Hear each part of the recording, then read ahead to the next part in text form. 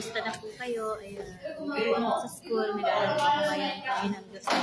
Tapos na po ang aming exam. Praise God. Salamat Lord. Hindi po ako nakakuha ng line of 7. Thank you Lord. And thank you Lord sa lahat ng subject. Thank you Lord sa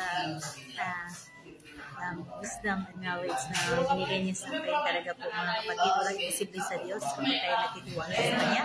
Dahil ako po ay 49 years old na po at ako po ay nagpapatuloy na aking grade 11. Kasi po dati po sa province po ako, elementary graduate po ako. And then, ang ginawa ko po, nag-aral po ako ulit. Ngayon, wala na po akong gagawin dahil po malaki na po yung mga anak ko. Kaya, sige po ako na makapag-aral ng high school sa ALS. And then ngayon, nag-aaral naman po ako na grade 11. So, mga kapatid lang imposible sa Diyos. Kapag tayo po naninali sa Kanya, talaga pong magaganap pag may disciples tayo sa ating mga puso.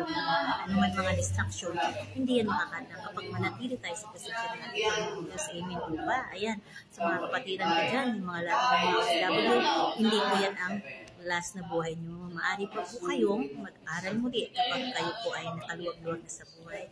OFW din po ako dati mga kapatid. Ngayon po, ngayon po na malapit po magtapos ang aking mga anak, ako naman po ang nag-aaral. Kaya tugod with the glory, ang papuri po ay para sa ating Diyos na buhay lang. Salamat po at nawa, lagi nating tandaan na mahal po tayong lahat ng Diyos at tayo po ay kinukupok niya at nililingap niya kapag po tayo ay lumapit lang sa Kanya at magtiwala sa Kanya.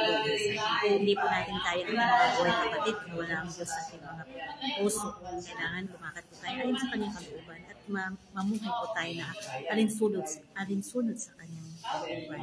Kaya yan po mga kapatid, aking mga klase. Dito po ako nag-aaral.